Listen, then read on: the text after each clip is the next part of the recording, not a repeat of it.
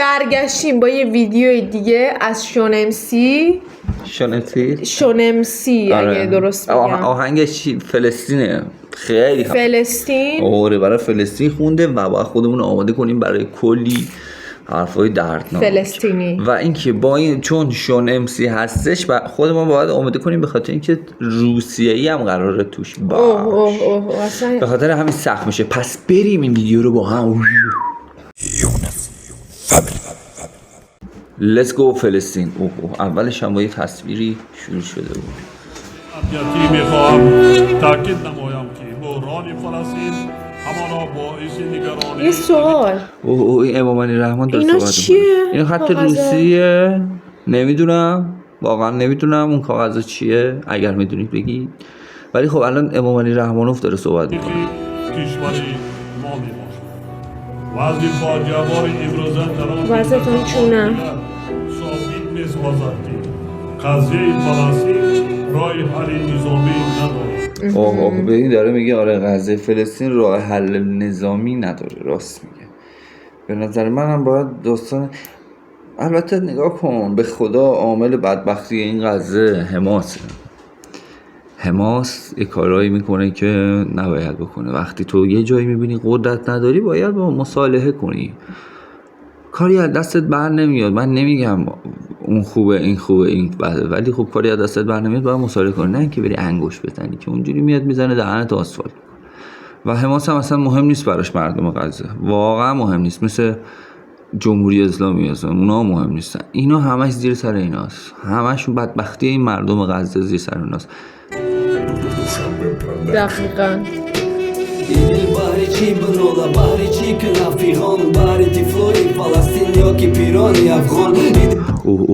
هرچی هست داره راجع به افغان ها هم صحبت میکنه. میگه این دل برای چی باید بخنده واقعا؟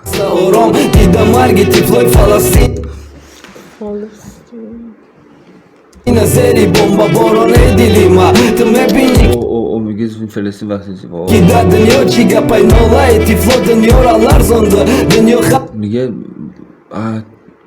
میگه ناله تو دنیا رو لرزونده به بچه فلسطین.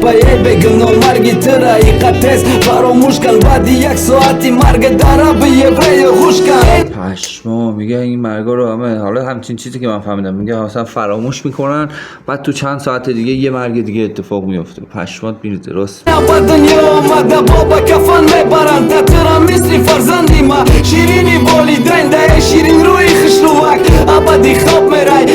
آخه داره راجع به بچه میگه که واقعا میگه تو شیرین روی برای خانواده‌ات، برای من، حتی من. صاحبی قچاقیات قچاقی خاک میرای برا نزدی الله شکایت که ای ما مومن برادری مومن نبوده بگو باو. میگه ما همه با هم برادریم. ما خپم با دیدن. نمیفهمم واقعا زیاد چی میگه ولی دارم تمام متعیم میکنم ولی خیلی دردناک داره میگه. حالم بد شد. مرگی تو برابر مومن برادری مومن مرگی ما باری برادر سری خانه های ویران بالیدن تیفلکا و سری خانه های ویران. واقعا خیلی اوضاع اسفناکیه توی فلسطین. جدی خیلی گناه دارن مردمش. والدین تیفلکا و تیفل با نازن نوازشی مادر مخسته خواب امروز با صدای تیر توفنگ بکنه خواب. چه جالب میگه. قبلا با صدای ناز و با صدای توفنگ، الان با صدای تیر و تفنگ. فلسطین یا شهری آباد قبرستان زنده هاشید. فلسطین دروازه قبرستون زنده هاست. واقعا پشمام چقدر دارک داره میگه. بهشتی کودکاشید کودکی ما غرقی نازای در شیرینی خوابای کودک در فلسطین غرقی خون ناغوشی خاکای. میگه کودک ما تو غرق خواب نازه و ما کودک فلسطین درگیر اون جنگ. ما کجا ده مسلمانی ما کجا ده میگه مسلمانی ما کجا است؟ یا خدا. مومن برادری مومن پس برادری کجا ده گرد خنده مسلمان ها خب همه بدترن دیگه. تو یکی رو نگاه کن وقتی مسلمونیست چقدر با انسانیت رفتار میکنه. آره واقعا. البته خب نگاه کن دین اسلام خرابش کردن. اگرم اصلا هر چی مهم الان، اصلا کاری به گذشته و قبلا نداره. مهم الانه. الان دیگه خراب شده واقعا. تو ایران هم همینطوری. اصلا ببین مسلمان پیدا نمیشه. میدونی چی میگم؟ خیلی واضحه. اینا ندیده باشم بگن که انسانگری که جاده باره خطه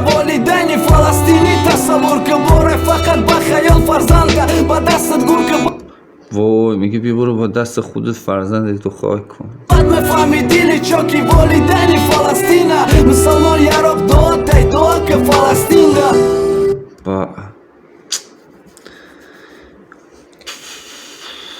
حالمون خراب کرد. در رابطه با مسائل امنیتی میخواهم تاکید نمایم که بحران فلسطین همانا باعث نگرانی عمیق کشور ما میباشد.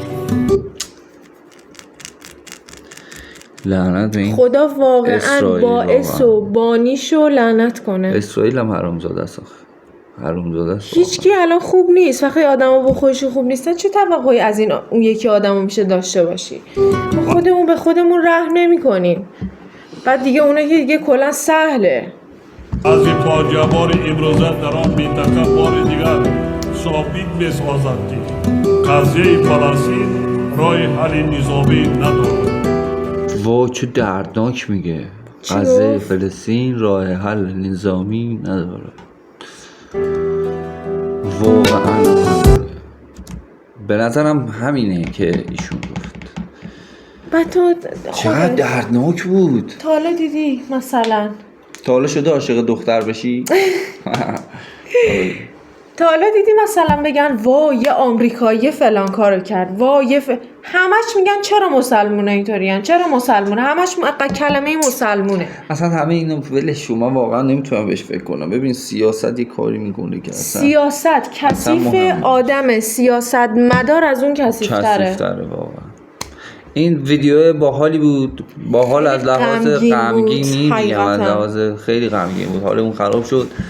ولی خب گوشش دادیم چی دردناک میخون و یکی از آهنگای بهترین آهنگایی که راجع به فلسطین خوندم به نظرم این بود.